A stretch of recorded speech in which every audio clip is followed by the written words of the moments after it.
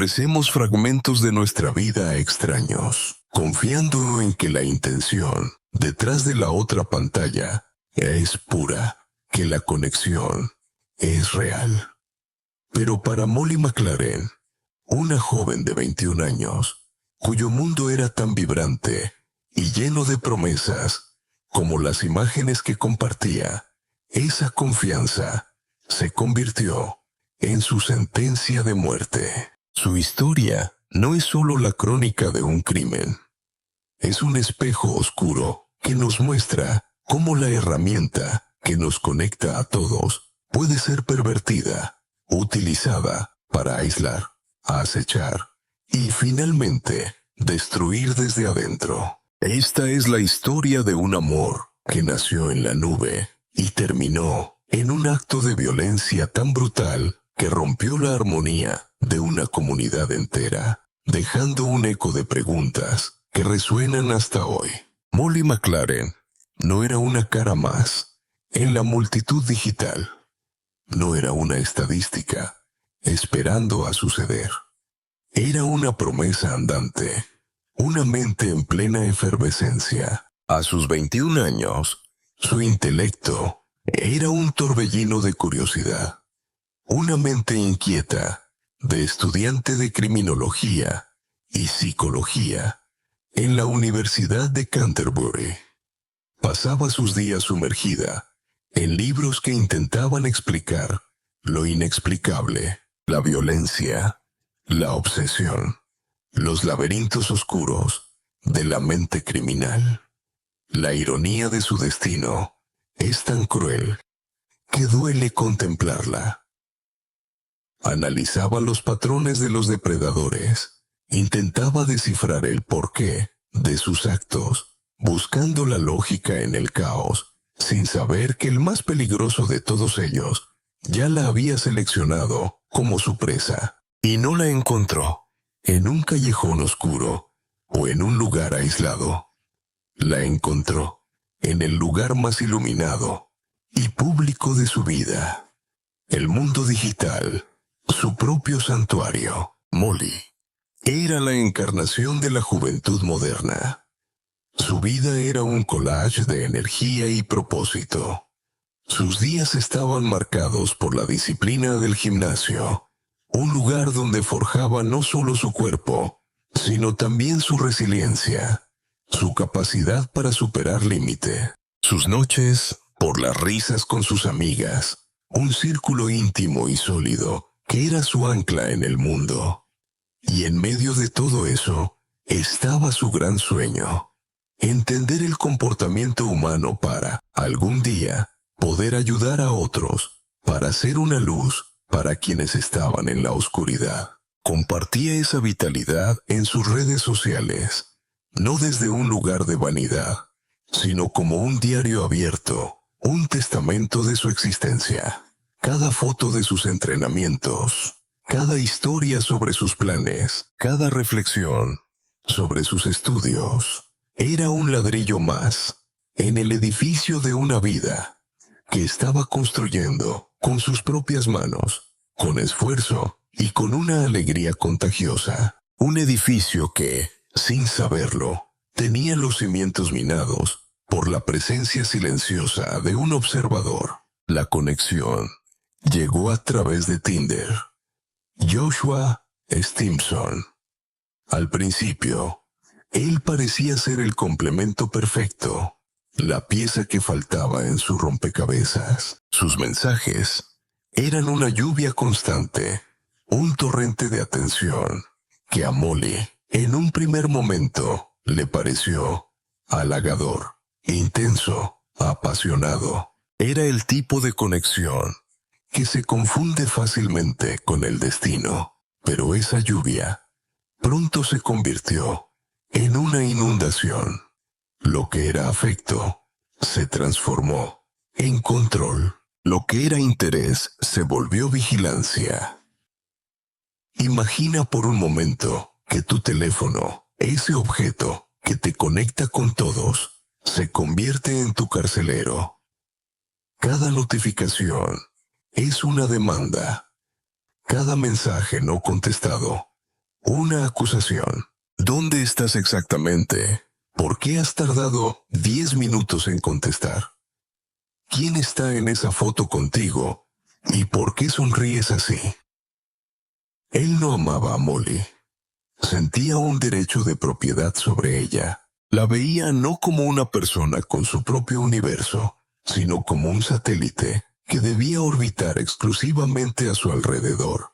Y cualquier desviación de esa órbita era vista como una traición. La relación se había convertido en una jaula dorada, y Molly, la estudiosa del comportamiento humano, empezó a reconocer los barrotes. Vio cómo su círculo de amigos se reducía, cómo sus planes se cancelaban uno a uno, cómo su propia confianza se erosionaba bajo el peso constante de la desconfianza de él. El aire que respiraba era cada vez más denso, cargado con el olor a tierra húmeda y a miedo. Sabía que tenía que cortar el nudo antes de que la ahogara por completo. El 22 de junio de 2017, reunió todo el valor que le quedaba y le dijo que se había terminado. Colgó el teléfono y sintió un alivio fugaz. La sensación de haber escapado de un acoso. Creía que había tomado las riendas de su vida de nuevo. Se equivocaba. Esa llamada no fue el final de la pesadilla. Fue el pistoletazo de salida. Para Joshua Stimson, el rechazo no era una conclusión, era una declaración de guerra. Y su primer ataque se lanzaría desde el mismo lugar donde había construido su fortaleza de control, el mundo digital. La mañana del viernes 23 de junio, el teléfono de Molly no sonó. Vibró y no paró. No era una llamada, era un asalto digital. Un diluvio de mensajes que inundaron su pantalla, uno tras otro, sin darle tiempo a respirar. Eran cientos. Una mezcla tóxica de súplicas patéticas, insultos venenosos y amenazas veladas que se volvían más explícitas con cada mensaje. Eres mía. Nunca te dejaré en paz. Te arrepentirás de esto. Era un bombardeo coordinado, diseñado para quebrantar su resistencia, para demostrarle que no había escapatoria posible. Él estaba en su cabeza, en su bolsillo, en cada momento de su día. El mundo digital, que una vez fue su vitrina de alegrías, se había convertido en su celda de tortura personal.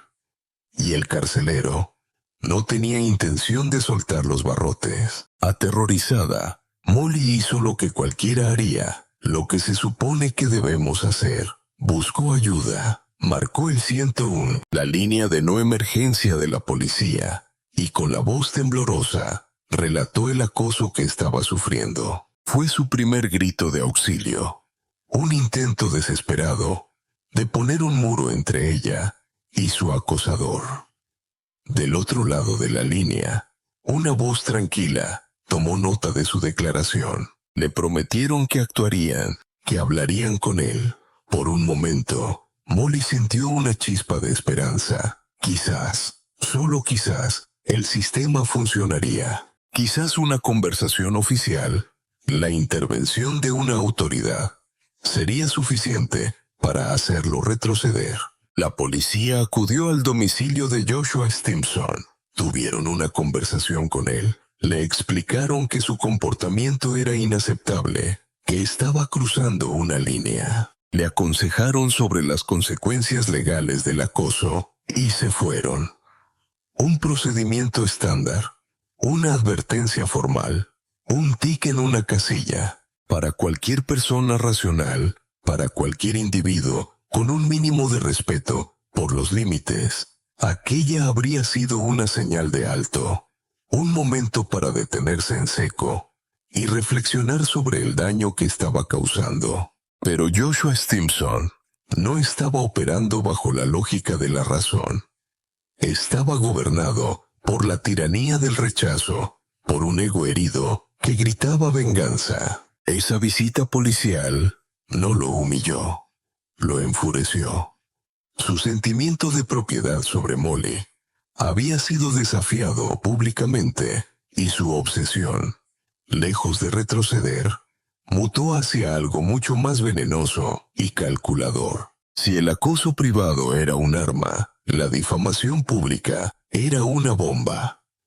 El acoso se mudó de los mensajes directos a su teléfono, a un muro de Facebook visible para amigos, familiares, compañeros de clase y extraños. Joshua Stimson comenzó a publicar mentiras, calumnias diseñadas no solo para herirla, sino para destruirla socialmente, para arruinar su reputación de forma irreversible. La acusó en un foro público de transmitir enfermedades de transmisión sexual. Fue un acto de violencia digital, un asesinato de su carácter a plena luz del día. Cada me gusta y cada comentario en esas publicaciones, ya fuera de burla o de falsa preocupación, era como una puñalada más en su espalda. El mundo que ella había construido con tanto cuidado, su círculo de confianza, estaba siendo demolido, ladrillo a ladrillo, por el mismo hombre que una vez le había prometido el mundo. Humillada, devastada, y sintiendo cómo el suelo se abría bajo sus pies, Molly volvió a llamar a la policía. Era su segundo grito de auxilio en menos de una semana. Su voz, esta vez, no solo llevaba miedo, llevaba la impotencia de saber que estaba siendo destruida en la plaza pública digital y que las herramientas para detenerlo parecían ineficaces, lentas, insuficientes. Ella había seguido todos los pasos. Se había separado. Había denunciado el acoso privado. Había denunciado la difamación pública. Y, sin embargo, la sombra de Stimson seguía creciendo, alargándose sobre cada aspecto de su vida, ahogándola. La pregunta que quedaba flotando en el aire, densa y ominosa, era si alguien podría detenerlo antes de que fuera demasiado tarde, antes de que la violencia de las palabras se convirtiera en violencia física. El jueves 29 de junio, el sol salió como cualquier otro día. Para Molly, era un día más en la batalla por recuperar su normalidad. Decidió ir al gimnasio Nuffield Health en el centro comercial Dockside, su santuario, el lugar donde el esfuerzo físico la ayudaba a encontrar un momento de paz, a sentirse fuerte de nuevo. Mientras ella levantaba pesas y sudaba su frustración, él la estaba esperando. No en el mundo digital, sino en el mundo real. La había rastreado, sabía su rutina, sabía dónde la encontraría. El juego de mensajes y publicaciones había terminado. Él estaba decidido a imponer la última y definitiva palabra. Alrededor de las 11:30 de la mañana, Molly terminó su entrenamiento. Salió del gimnasio con la música puesta en sus auriculares. Quizás por un instante, un fugaz instante, sintió que la pesadilla podía quedar atrás, que el esfuerzo físico había purgado un poco del veneno emocional. Caminó hacia el aparcamiento. El sonido de sus propias zapatillas en el asfalto era el único ritmo que importaba. Llegó a su coche, un Ford Fiesta rojo, un espacio pequeño y reconocible, un refugio personal sobre ruedas. Abrió la puerta, se subió al asiento del conductor y cerró la puerta. El sonido del cierre metálico debería haber sido el de la seguridad. En cambio, fue el sonido de una trampa que se activaba. Antes de que pudiera poner la marcha, antes de que pudiera siquiera quitarle los ojos al volante, la puerta del conductor se abrió de golpe. Una fuerza externa, violenta, irrumpió en su espacio seguro. Y antes de que su cerebro pudiera procesar lo que estaba sucediendo, la obsesión que la había perseguido durante semanas a través de una pantalla estaba ahora a su lado, dentro de su coche, respirando el mismo aire, y en su mano sostenía un cuchillo. Lo que sucedió en los siguientes segundos fue un estallido de violencia pura, incontrolada y salvaje. No fue una discusión que se descontroló. Fue un ataque, un asalto. Testigos en el aparcamiento, a solo unos metros de distancia, comprando en las tiendas o regresando a sus coches, escucharon primero un grito agudo, cortado, y luego el sonido de una lucha desesperada. Corrieron hacia la fuente del ruido y vieron una escena que se les grabaría a fuego en la memoria para siempre. Joshua Stimson, fuera de sí, con los ojos inyectados en sangre, apuñalaba a Molly repetidamente. Un ataque frenético, sin piedad, sin una pausa, dirigido a su pecho y a su cuello. Cada movimiento era un acto de furia concentrada, un intento de borrarla de la existencia. Algunos testigos, con un valor que roza la heroicidad, intentaron intervenir. Le gritaban que parara, golpeaban el cristal del coche, intentaban abrir la puerta del pasajero. Pero él estaba en su propio mundo de furia, ciego y sordo a todo excepto a su objetivo. La violencia fue tan rápida, tan brutal y tan absoluta que no hubo tiempo de reaccionar. No hubo forma de detenerlo. Cuando por fin se detuvo, cuando su brazo cayó agotado, el silencio que cayó sobre el aparcamiento era peor que cualquier grito. Era el silencio de lo irremediable, el silencio de una vida extinguida. Los servicios de emergencias llegaron en minutos, con las sirenas, rompiendo la pesada quietud del lugar. Paramédicos, policías, un torbellino de actividad profesional y desesperada. Pero para Molly, ya era demasiado tarde. Fue declarada muerta en la escena, en el asiento de su propio coche, en un lugar público, a plena luz del día, a metros de gente que podría haber sido su familia o sus amigos. Su vida, llena de promesas, sueños y una alegría contagiosa, había sido apagada en un instante de violencia sin sentido. Joshua Stimson no huyó, no intentó escapar, ni se escondió entre los coches. Se quedó allí, junto al coche rojo, manchado con la consecuencia de su obsesión.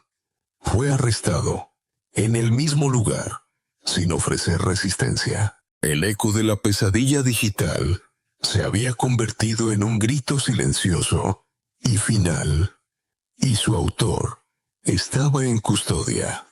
La pregunta inmediata, ¿quién lo hizo?, tenía una respuesta instantánea, pero las preguntas que realmente importaban, el por qué y el cómo pudo llegar a esto, acababan de comenzar a resonar en los pasillos de la justicia y en la conciencia de una sociedad que se vio reflejada en ese horror.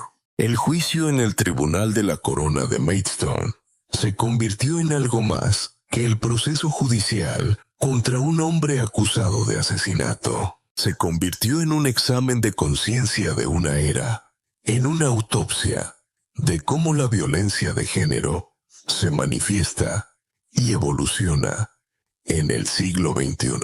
La defensa de Joshua Stimson intentó tejer una narrativa de crimen pasional, argumentando una pérdida de control provocada por el rechazo. Intentaron pintar un cuadro de un hombre destrozado por el fin de una relación, pero la fiscalía no necesitó especular ni construir teorías complejas. Simplemente presentó los hechos. Y los hechos estaban todos allí, almacenados en un servidor, en la nube, en el rastro digital que él mismo había dejado como un camino de migas de pan hacia su propia culpabilidad. La prueba estrella no era un arma encontrada en la escena, ni el testimonio de un experto en psicología. La prueba estrella era el teléfono de Molly. La fiscalía proyectó en la sala del tribunal cientos de mensajes, un torrente de texto que mostraba una escalada clara y aterradora. Desde los mensajes de control durante la relación hasta el bombardeo posterior a la ruptura. Luego, presentaron las capturas de pantalla de Facebook, las publicaciones difamatorias, el intento deliberado de arruinar su vida públicamente. Ese rastro digital no era una prueba circunstancial, era el mapa de su mente, la crónica escrita de su acoso. Era una confesión, redactada a lo largo de semanas, un documento que demostraba premeditación, obsesión y una intención maliciosa que desmontaba por completo cualquier defensa de un acto impulsivo. El jurado no tardó en llegar a un veredicto unánime, culpable de asesinato. El juez, Mr. Justice Edis, se dirigió a Stimson antes de pronunciar la sentencia. Sus palabras resonaron en el silencio sepulcral de la sala. Lo describió como un hombre posesivo y obsesivo que no pudo aceptar un no por respuesta. Calificó el acto de malvado y cobarde.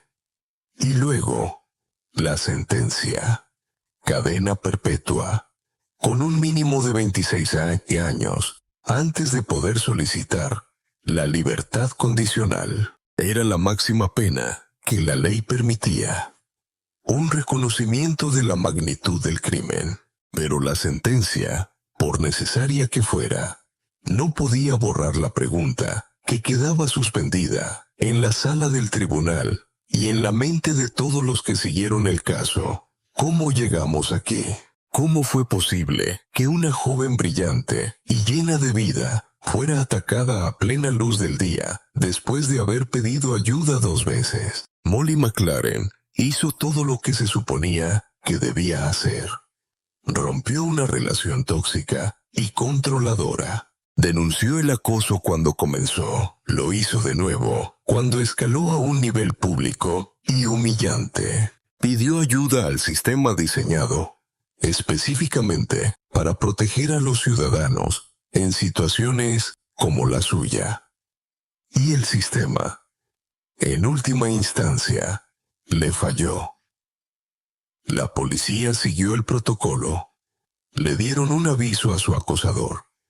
Pero esa acción, aunque correcta en el papel, fue insuficiente en la práctica. No le proporcionaron a Molly una protección efectiva.